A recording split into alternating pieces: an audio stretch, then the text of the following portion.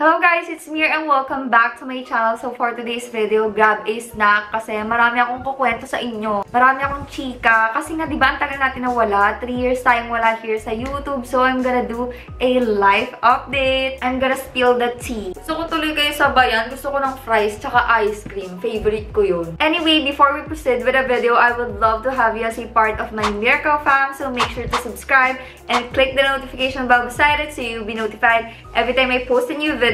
That's once a week, every Saturday. And if ever I made you buy something, I would love to see it. So make sure to tag me on your Instagram story at MirPikacha and use the hashtag MirMadeYouBuy it so I can post it on my Instagram. Now, without further ado, let's get into the video. Sana okay lang yung lighting natin. Sana okay din yung quality ng video na to. Kasi first time ko mag-video here sa living room. Kasi parang mas chill yung vibes dito with the lamp. Alam mo yun, yung ambient. Kita pa pala yung electric fan. Wait lang, usog lang natin siya. Para mas feel natin nagchichikahan lang tayo at mas chill, diba? Kasi pag nasa studio tayo, puro makeup, ganyan. So, 3 years ago, diba, nag-aaral ako noon. College na ako, BS Psychology. Nag-work ako with multiple makeup brands habang nag-aaral. Tapos, hanggang sa makagraduate. Tapos, ginagawa ko nga rin yung TikTok ko nun, yung own brand ko. Pikacha, ganyan. I do PR stuff naman with other brands. Yung mga makeup brands like Focallure, Super Beauty, Dream Face, My Dream Skin.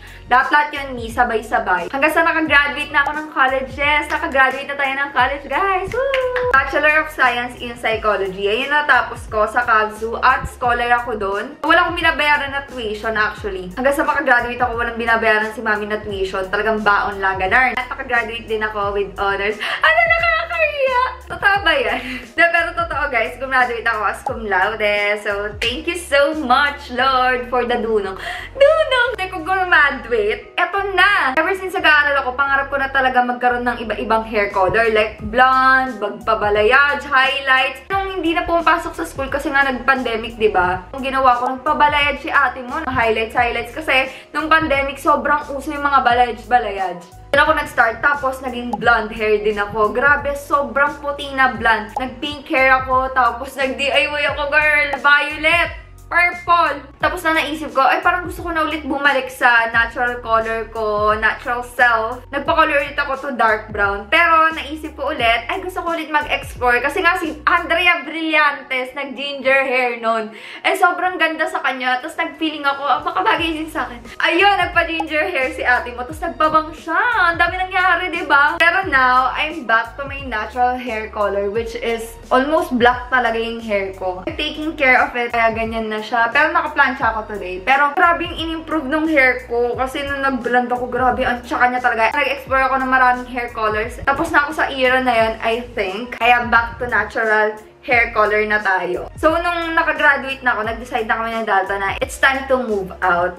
To be independent as a couple. Nag-rent kami ng apartment, just a small apartment. 2-bedroom yon. Yung isa ginawa namin bedroom, yung isa ginawa namin studio. At simula na nag-move out kami, doon dumating yung mga blessings. Nag-rent kami ng apartment for more than a year. Grabe, sobrang bait ng landlord namin. And sobrang gaan ng feeling ng bahay na yon. And a lot of opportunities came in when we moved to that house. We were so happy. Ayan, daming nangyari sa buhay. Siyempre, mas naging independent kami ni Dalton kasi we have to do everything ourselves. Kami lang talaga yung nagtutulungan kasi nga kami lang andun sa bahay. Tapos makalipas lang ng ilang sandali, eto na guys, nakuha ko na yung first ever car ko. His name is Chandler kasi favorite ko si Chandler from Friends and I feel like the color orange. Orange kasi yung car ko. So, feeling ko bagay na bagay siya for Chandler. Kaya ayun ang pinangalan namin sa first ever car ko. Ayan. Matagal ko pa siyang gagamitin. He's very reliable and all. Pero ang dami niya talagang naambag sa buhay ko.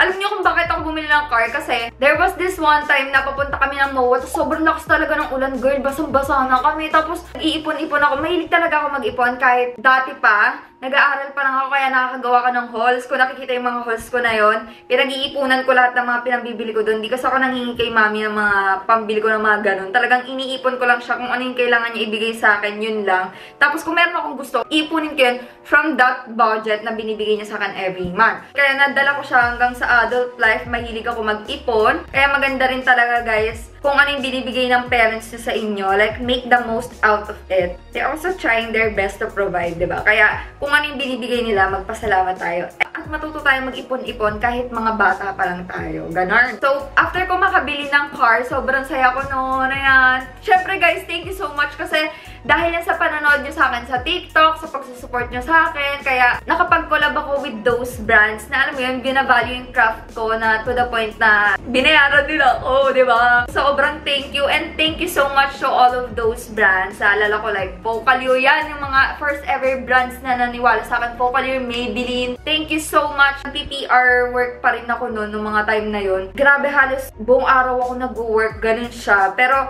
I decided to stop then at some point kasi hindi na siya sustainable and mas gusto ko na i-focus talaga yung content ko. So that's that. And dumating yung time na nakabili na ako ng first ever real estate property ko. Ay! Sobrang happy ko nun, as in, hindi ako makapaniwala na tatanggap ko yung mga ganong blessings. Pero ayun, work lang ng work. Actually, guys, pag meron mga ganong ganap sa buhay ko, wala talagang nakakaalam kasi I like to move in silence. Pero mahilig talaga ako na pag may ginagawa ko or may goal ako, I like to keep it to myself. Sasabihin ko na lang siya pag nagkatotoo na. Kasi minsan parang nagijinx kapag pinangungunahan mo, pag na-share mo na sa lahat, tapos bigla pala, ay, hindi ko pala magagawa yon, hindi ko pala siya kaya o kaya hindi pa pala ngayon yung time. So, for me, personally, mas nag-work sa akin na tinatrabaho ko muna siya silently. Then, I'll just share it kapag tapos na. Ayun. Kung makabili nung lupa na yon, ayan, work lang ulit. And finally, I was able to save up for my first ever house. Guys, grabe. Naniniwala ba kayo sa mga sinasabi ko? Kasi ako parang hindi ako makapaniwala. Hanggang ngayon, pag tumitingin ako sa paligid ko, parang, hala, ito lahat. Pinagpaguran ko, ganyan. Nakikita ko yung mga bagay na dati, hirap na hirap ako bilhin, pero ngayon nabibili ko na siya. And to be able to provide a home for myself is such an achievement for me kasi ever since, kaya all our lives, nag-apartment lang kami. Kaya sobrang thankful talaga ako and grateful nung nakapag-save tayo at nakapagpatayo na tayo ng sarili nating bahay. At eto na yun guys, ayan. Gusto niyo ba ng house tour? Lilinis muna tayo kasi sobrang kalat dito. Pero if you want a house tour, let me know. Mga ilang months na kami dito, siguro mga 3 months na ata kami dito sa bahay, simula makalipat kami. Punta naman tayo sa romantic side of my life. Almost 6 years na kami ni Dalton. Grabe, sobrang tagal na. Nung nagkakausap kami, mga first year college pa lang ako noon. Oo, first year college pa lang ako noon. Tapos, hanggang sa graduate na ako, nag-work na ako ngayon. Ayan, nandyan pa rin siya. He's very supportive of my dreams and never niya ako hininder sa mga gusto kong gawin sa buhay. So, it's really great to have a partner that supports you all the way. He's very secure of himself na hindi niya ako kinukulong sa isang box. Very supportive lang talaga si Dalton. Kaya siguro, mas napadali din. Hindi naman madali, pero parang mas napabilis yung process ng mga gusto kong gawin kasi he's there by my side. Orte! Ano na ba? Tapos ayun na, magsi 6 years na nga kami in 2 months. O, diba? Nagugutom na ako.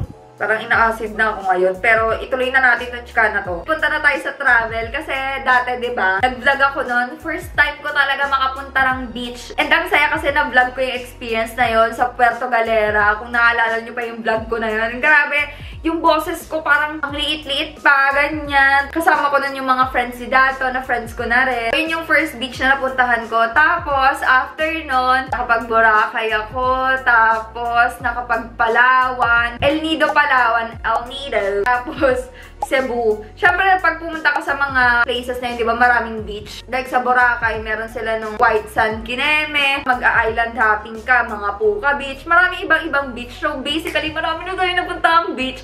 Pero alam nyo, ang goal ko talaga, makapag-international travel soon. Pero ayoko pa ngayon kasi napag-visit ako kasi parang ang laki ng katawan ko ngayon. Kasi nga nagbubuhat ako pero ayoko na magbuhat. Ayoko na magbuhat sa gym. Nakakamaskulado siya. Tapos, eto pa. Nakapag-VIP na din tayo sa concert. Napanood ko yung SB19.